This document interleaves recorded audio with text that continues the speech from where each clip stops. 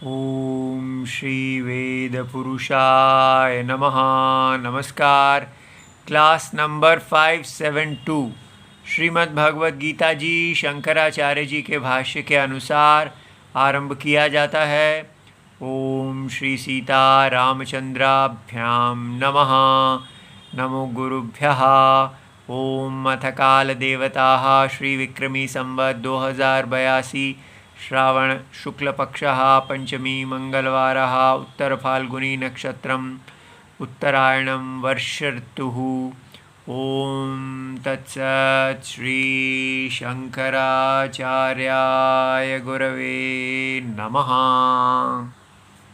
श्री भगवानुवाच अनाश्रितः कर्मफलं कार्यं कर्म करोति यः स सन्न्यासी च योगी च न निरग्निर्न चाक्रियः। अध्याय नंबर 6 और श्लोक नंबर 1। पुस्तक है Gita press Gorakhpur, book number 10, Shankaracharya ji के भाष्य वाली पुस्तक। अच्छा जी, तो ये छठे अध्याय का पहला श्लोक है और शंकराचार्य जी ने इस पर एक विस्तृत भूमिका दी है। और मुख्य बात क्या चल रही है वो ये है कि हमारे पास 3 प्रकार के लोग हैं। एक है कर्मी, दूसरे कर्म योगी और तीसरे ध्यान योगी।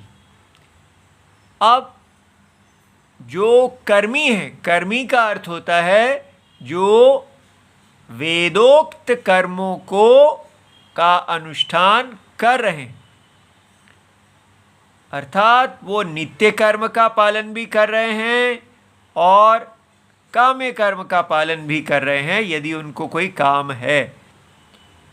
तो इस प्रकार वर्ण और आश्रम के अनुसार जो भी आपके का कुल धर्म है, पिता पुत्र संप्रदाय से जो ब्राह्मण क्षत्रिय आदि जो भी आपको अपना कुल धर्म प्राप्त हुआ है, उस कुल धर्म को करने वाले को कर्मी कहते हैं। और इसलिए ये एक पहली श्रेणी है। अब भगवद गीता जी चाहती हैं कि ये जो वेद के स्वधर्म को कर रहे हैं, इनको मोक्ष की ओर ध्यान देना चाहिए। कि अगर आप ये अपने वैदिक कर्मों को, अपने यज्ञ में जो आहुति है उसको, अर्थात ये विश्व पुरुष ब्राह्मण सिर का कार्य कर रहे हैं, क्षत्रिय भुजा का कार्य कर रहे हैं, वैश्य जांग का कर रहे हैं, शूद्र पैरों का कर रहे हैं, सब मिलके अपना अपना कार्य कर रहे हैं। लेकिन भगवान चाहते हैं कि अगर आप वो कार्य जो है केवल यज्ञ की वृद्धि के लिए कीजिए, अपनी व्यक्तिगत वृद्धि के लिए ना कीजिए। ये हैं आप। जब ये समझ में आता है कि मुझे मेरी व्यक्तिगत इंडिविजुअल वृद्धि चाहिए, तो आप अपना स्वधर्म करते हैं ताकि आने वाले जन्मों में मुझे उच्च गति की प्राप्ति हो। अब भगवान ने बताया है कि ये उच्च गति की प्राप्ति आपको पुनः नया शरीर, देव शरीर आदि दिलवाएगी और उसमें पुण्य क्षय हो जाने पर आप फिर वापस इसी मर्त्य लोक में या अन्य लोक में जन्म लेंगे और आपका संसार चलता रहेगा। वो पुनरपि मरणम पुनरपि जननम, बार बार जन्म और मरण को प्राप्त होने का ये चक्र समाप्त नहीं होगा।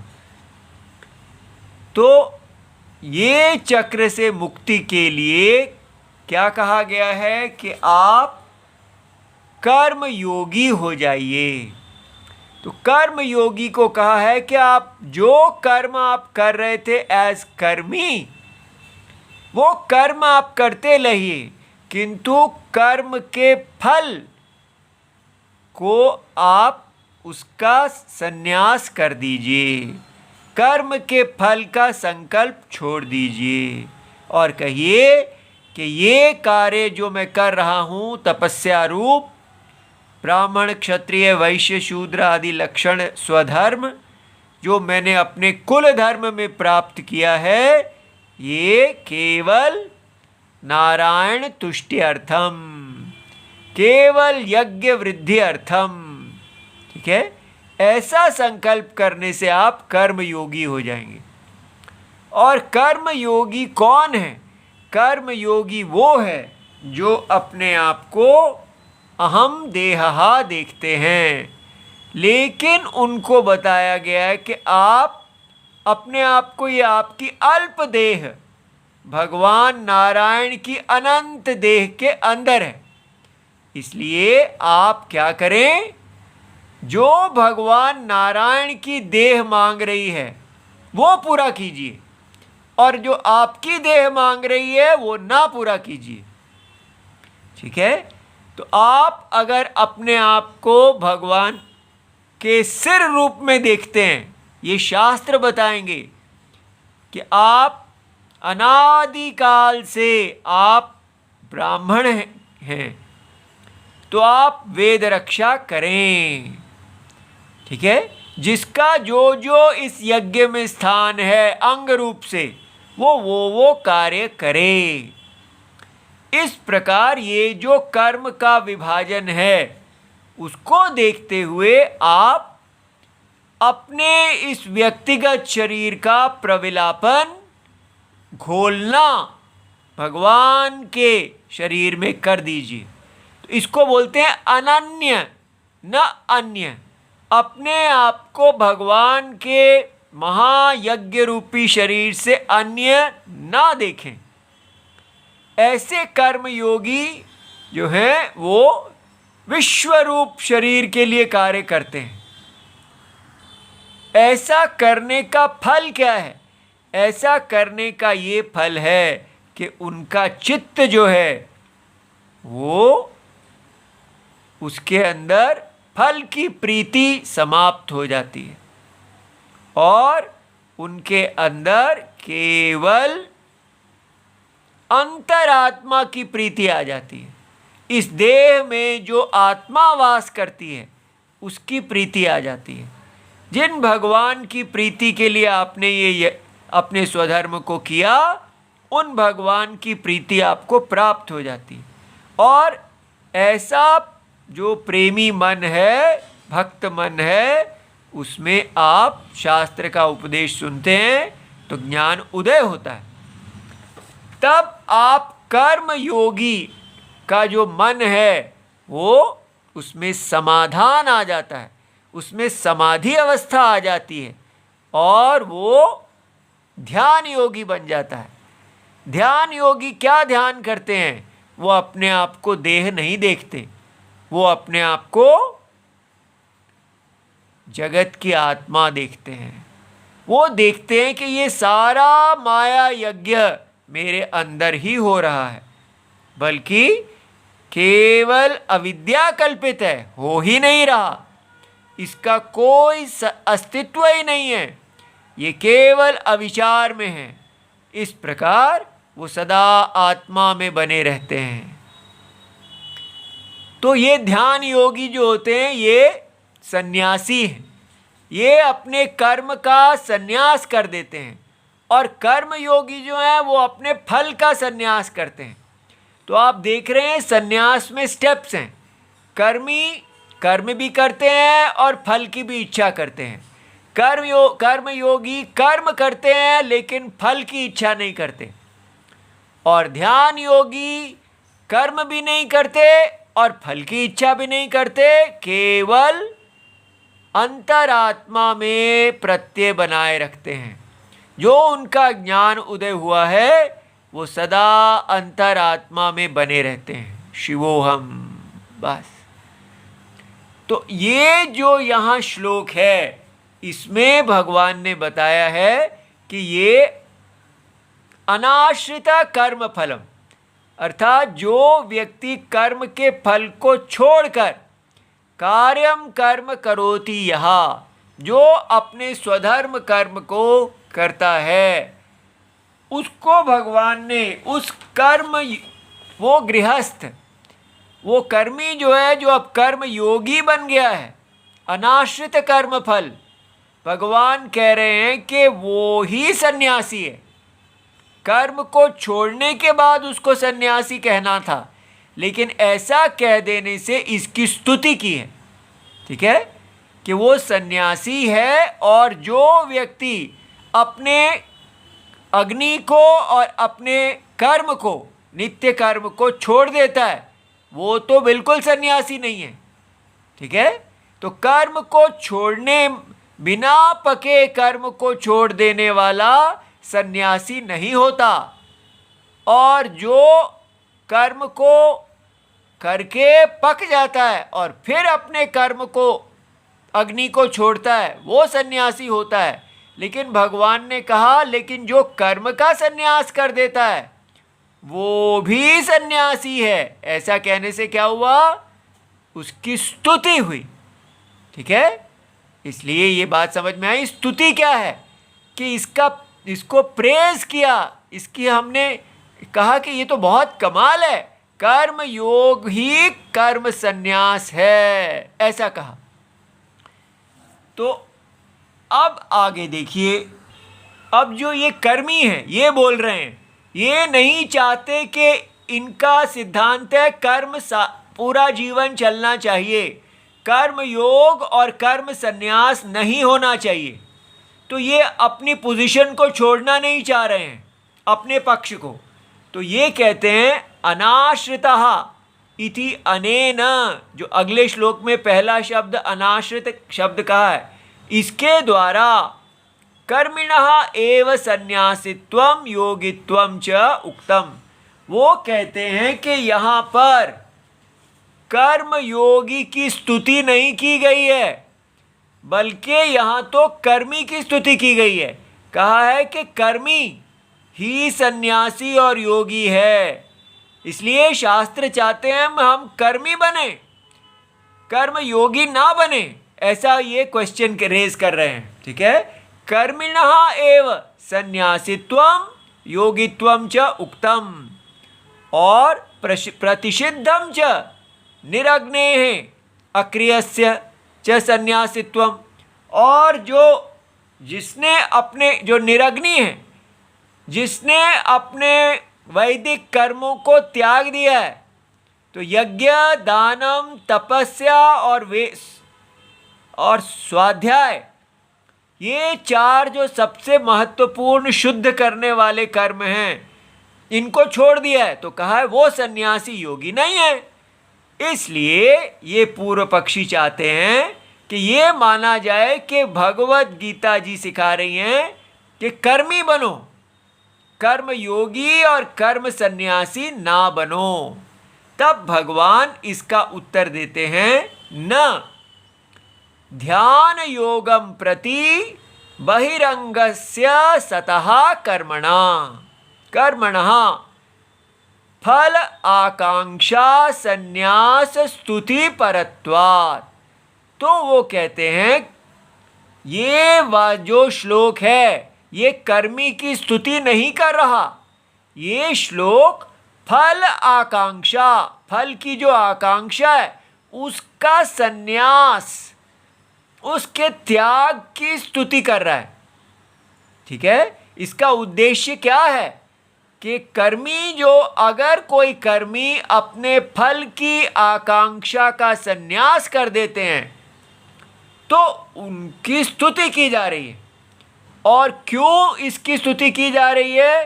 क्योंकि ध्यान योगम प्रति बहिरंगस्य सतः कर्मणा, जो कर्म है वो ध्यान योग का बहिरंग है। माने जब आप अपने कर्म फल का त्याग कर देते हैं और कर्म का त्याग नहीं करते तो ये बहिरंग है ध्यान योगी बनने के लिए, अर्थात ये आपको तैयार करता है, ये एक ऐसे मन को तैयार करता है जो समाधिस्थ है, जिसमें ज्ञान उत्पन्न होता है और आप ध्यान में जा सकते हैं। तो ये पहली सीढ़ी है, इस सीढ़ी पे चढ़ेंगे तो यहाँ पहुँचेंगे, अगर ये सीढ़ी है ही नहीं तो यहाँ नहीं पहुँच पाएंगे। इसलिए कहा कि ये ही सन्यास है, फल का सन्यास ही, क्योंकि फल का सन्यास कर्म सन्यास का साधन है, ध्यान योग का साधन है। तो साधन को ही कह दिया कि ये साधन ही वास्तव में साध्य है, सिद्ध स्थिति है। ठीक है, साधन की स्तुति की है कि ये साधन जो है क्या, कर्म का सन्यास ही वास्तव में असली सन्यास है, ऐसा तो ये स्तुति हुई। ठीक है, अब न केवलम निरग्नि ही और अक्रियः एव सन्यासी। तो आजकल जो देखा जाता है, आजकल के सन्यासी कौन होते हैं, जो कभी भी अपने वैदिक कर्मों को छुआ तक नहीं उन्होंने, वो सीधा ही या तो बचपन से, अब शंकराचार्य जी आदि तो वो बहुत अलग श्रेष्ठ लोग थे, लेकिन ये लोग बस सीधे ही सोचते हैं कि हम सन्यासी का करियर अपनाएं, ये इनके लिए एक धंधा है। तो वो सदा से ही निरग्नि अक्रिय रहते हैं, ना कोई वो वैदिक कर्म करते हैं, ना शिक्षा लेते हैं, और ना कोई यज्ञ दानम तपस्या स्वाध्याय, कुछ नहीं, सारी वैदिक क्रियाएं उनको उसे नहीं निकलते और वो सन्यासी हो जाते हैं। गुरुजी लोग अपना प्रचार करने के लिए उनको सन्यासी बना देते हैं। तो इसलिए गुरुजी भी गुमराह करने वाले और शिष्य भी काम से पीड़ित, ना शिष्यों के अंदर धर्म करने की इच्छा है और ना गुरुजी लोगों के अंदर। तो इसलिए भगवान कह रहे हैं ऐसे लोग जो केवल निरग्नि हैं, सब छोड़े बैठे हैं, अपने स्वधर्म के भगौड़े हैं, ठीक है, वो ना तो सन्यासी हैं और ना योगी हैं। तो किम तरही और कर्मे अपि कर्म फल आसंगम सन्यस्य, और वो जो कर्मी है, जो बहुत अच्छा बड़ा महान व्यक्ति है, कम से कम वो अपने स्वधर्म को कर तो रहे हैं, लेकिन अगर यदि वो कर्मी अपने फल के आसंग, फल में जो उनकी आसक्ति है, उसको संन्यास कर देते हैं, सन्यस्य कर्म योगम अनुतिष्ठन, और वो कर्म योग का अनुष्ठान करते हैं। किस लिए करते हैं? सत्व शुद्धि अर्थम, ताकि उनका अंतःकरण शुद्ध हो जाए, उसमें समाधान आ जाए, चंचलता समाप्त हो जाए, बाह्य प्रीति समाप्त हो जाए, अंतर प्रीति जाग उठे। तो इसको बोलते हैं सत्व शुद्धि। स सन्यासी चो योगी च, तो ऐसा कर्मी सन्यासी और योगी है। इति स्तूयते, ये स्तुति की गई। जिस चीज की स्तुति की जाती है उसका मतलब होता है ऐसा करो। ठीक है, अच्छा जी। न च एकेन वाक्येन कर्म फल आसंग संन्यास स्तुति चतुर्थ आश्रम प्रतिषेधः च उच्यते। ये बहुत बड़ा पॉइंट है। वास्तव में क्या है, जो कर्मी है, जो वेद, वो कहते हैं बस कर्म करना ही, वैदिक कर्म करना ही हमारा शास्त्र कह रहे हैं, ना कर्म योग और ना कर्म संन्यास। ठीक है, तो ये चतुर्थ आश्रम है, कर्म संन्यास, सन्यासी बन जाना। ये गृहस्थ का काम है, कर्म योगी बनना। गृहस्थ जो है वो चतुर्थ आश्रम संन्यास में जाते हैं। तो ये कर्मी चाहते थे कि एक ही वाक्य से हम ये भी सिद्ध कर दें कि कर्मी जो ये कर्म संन्यास है ही नहीं। ठीक है, तो शंकराचार्य जी कहते हैं ऐसा नहीं हो सकता कि आप इसी वाक्य से कह दें कि चतुर्थ आश्रम का प्रतिषेध, कि यहाँ पे कहा जा रहा है कि ये कर्मी, एक वाक्य क्या है कि अगर ये कह दिया कि कर्म फल आसंग ही संन्यास है, तो इसका मतलब असली संन्यास तो है ही नहीं, फिर वो कर्म योग ही संन्यास है। इसका मतलब क्या हुआ कि कर्म का संन्यास करने वाला चतुर्थ आश्रम नहीं है। तो शंकराचार्य जी कह रहे हैं ऐसे नहीं लिया जाता, ये कर्म फल के संन्यास की स्तुति है, किंतु चतुर्थ आश्रम का प्रतिषेध नहीं है। बल्कि कहा जा रहा है यदि आप इस साधन को लेंगे तो आप चतुर्थ आश्रम के योग्य हो जाएंगे। ठीक है, अब भगवान उसको विस्तार में समझाते हैं। न च प्रसिद्धम निरग्नेः अक्रियस्य परमार्थ संन्यासिनः। तो निरग्नि एक है निंदा पर वाक्य। जो व्यक्ति अपने वैदिक स्वधर्म को छोड़ देता है तो हम उसकी निंदा करते हैं, अरे तुम तो निरग्नि हो, तुमने अपनी अग्नियां छोड़ दी हैं, तुम तो अक्रिय हो, तुमने अपनी सारी वैदिक क्रियाएं छोड़ दी हैं। बहुत ऐसा व्यक्ति परम निंदा के योग्य है, उसका दर्शन भी नहीं किया जाता।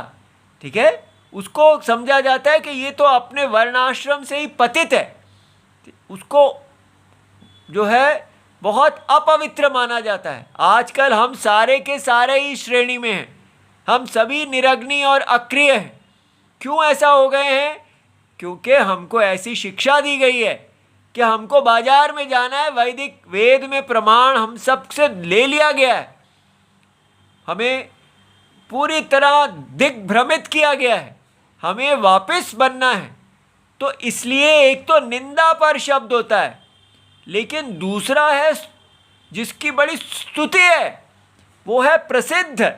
शास्त्र में एक परमार्थ सन्यासी है जिसने अपनी अग्नि और अपनी वैदिक क्रियाओं को कर्म योगी के रूप में किया, अच्छे गृहस्थ बने और गृहस्थ में उन्होंने फल को छोड़ा, अपने आप को पकाया और परमार्थ सन्यासी बने, परम तत्व में सदा ध्यान करने वाले सन्यासी बने। ठीक है, तो ये व्यक्ति कर्म जैसे क्रम सन्यास से चला जाए तो पहले गृहस्थ होंगे और फिर वो सन्यासी हो जाएंगे जब पक जाएंगे।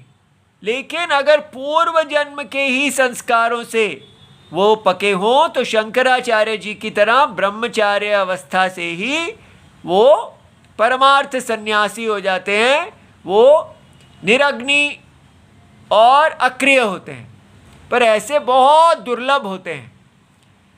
तो अब ये जो परमार्थ सन्यास है, ये श्रुति अर्थात वेद में, स्मृति अर्थात वो ग्रंथ जो उन लोगों ने लिखे हैं जो सत्य को देखने वाले हैं, वेद अर्थ को देखने वाले हैं, जैसे मनु, आपस्तंभ आदि, ठीक है, गौतम, उनकी जो ग्रंथ हैं उनको स्मृति ग्रंथ कहते हैं।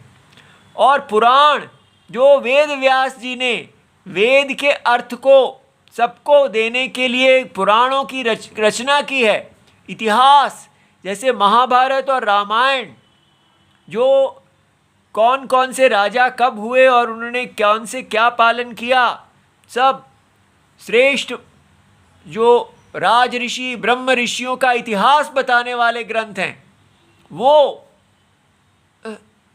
और योग शास्त्रम, और जो हमें साधन बताने वाले सारे शास्त्र हैं, वो सारे शास्त्र जो हैं उनमें संन्यास विहितम कहा गया है कि आप कर्म योगी बनिए, फिर आप पक जाएं तो आप सन्यासी हो जाइए। तो सन्यासित्वम योगित्वम च, प्रतिषेधति भवान, इसलिए न, इसलिए भगवान ने कहा है कि भगवान सन्यासित्वम और योगित्वम का प्रतिषेध नहीं कर रहे क्योंकि सन्यासित्वम और योगित्वम तो सारे शास्त्र में दिया हुआ है। अगर ऐसा करेंगे तो क्या होगा? स्ववचनम विरोधाच, क्योंकि सिर्फ सारे शास्त्र में ही नहीं दिया हुआ है, स्वयं भगवान अपने ही वचनों का विरोध कर देंगे। कहाँ? देखिए 5वें अध्याय में भी भगवान ने कहा स्वकर्मणि मनसा संन्यस्य। अच्छा, विचार, मनसा माने ये विचार करके कि आत्मा, पूरे स्वप्न का आत्मा अक्रिय है और अकर्ता है, इसलिए जो व्यक्ति ऐसा देखता है वो देही आत्मा में वास करता है, देह में नहीं। तो इसलिए भगवान ने स्वयं चतुर्थ आश्रम को कहा है, नैव कुर्वन् न कारयन्, और वो देह में रहता हुआ भी ना कुछ करता है ना कराता है, ऐसा कहा। मौनी संतुष्टः येन केनचित्, वो सदा मौन रहता है, उसका मन जो है उसके अंदर भी कोई भी चिंतनम नहीं हो रहा, न किंचित चिंतयेत, केवल अंतरात्मा शिवोहम शिवोहम, केवल अंतरात्मा में रहता है। संतुष्टः येन केनचित्, जो उनको प्राप्त हो जाता है उसी से ही वो संतुष्ट रहते हैं, ऐसा 12वें अध्याय में भगवान कहेंगे। अनिकेतः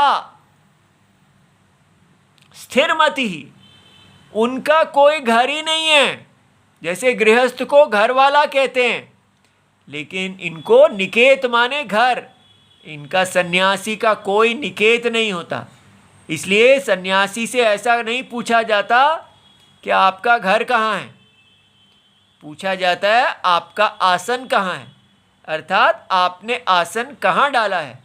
चाहे वो घर में भी रहते हों फिर भी पूछा नहीं जाता, ठीक है। शिष्टाचार यही है, सन्यासी से पूछते हैं महाराज जी आपका आसन कहाँ है, ठीक है। तो अनिकेतः, तो अनिकेत होना विहित है कि हर व्यक्ति को, हर गृहस्थ को इस प्रकार जीने की इच्छा करनी है कि एक दिन वो अनिकेत हो जाएं, और पागल नहीं, स्थिर मति, उनकी मति सदा ब्रह्म में रहती है, ठीक है। फिर विहाय कामान सर्वान पुमांश्चरति निस्पृहा, ये भारत का हीरो है, भारत का एम्पावर्ड व्यक्ति। वो क्या करता है? भारत के सारे लोग कहते हैं काम काम काम, लेकिन ये क्या कहते हैं? विहाय, सारे कर्म कामों को, कामनाओं को छोड़ के, सर्वान, एक भी नहीं। तो पुमान, वे पुरुष, ज्ञानी पुरुष कैसे रहते हैं? चरति निस्पृहा, आत्मा, जिस प्रकार आत्मा निस्पृह है, स्वप्न की आत्मा स्वप्न के किसी काम में कोई स्पृहा नहीं रखती, इसी प्रकार ये व्यक्ति सदा निस्पृह है। भारत में ऐसे निस्पृह सन्यासी का बड़ा आदर है। सर्व आरंभ परित्यागी, और वो अपने वैदिक कर्मों का, सभी और लौकिक कर्मों का, कोई ऐसे कर्म का आरंभ सब त्याग देते हैं, केवल शरीर स्थिति मात्र वो कुछ प्रयोजन करते हैं और सदा आत्म ध्यान में ही रहते हैं। इति च तत्र तत्र भगवता स्ववचनानि दर्शितानि, भगवान के द्वारा, अपने वचनों के द्वारा ये बताया गया है। तैहि विरुध्येत, तो उन सबके द्वारा भगवान विरोध पैदा कर देंगे।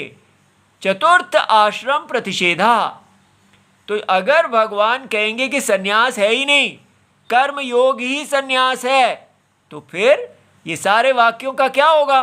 क्योंकि यहाँ भगवान ने कहा है कि कर्मयोग नहीं, कर्मयोग की स्तुति की गई है, कर्मयोग को सन्यास कह के। तस्मात् मुनेः योगम आरुरुक्षो।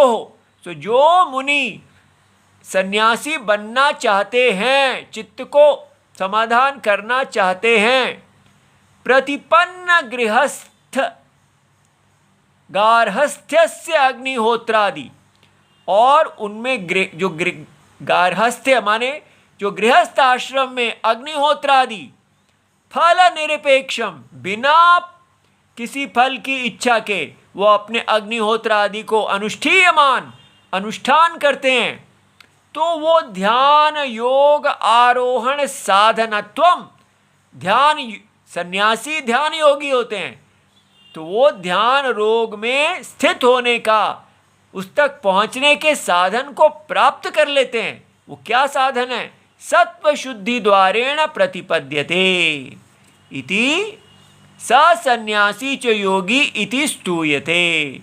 यहाँ भगवान ने सिद्ध कर दिया कि ये जो पहला श्लोक है, इसमें कर्म योगी को सन्यासी कह के स्तुति किया है। ये नहीं कहा है कि सन्यासी है ही नहीं, कर्म योगी ही सन्यासी है। कल से हम ये श्लोक आगे देखेंगे। ओम नमो भगवते वासुदेवाय। प्रणाम।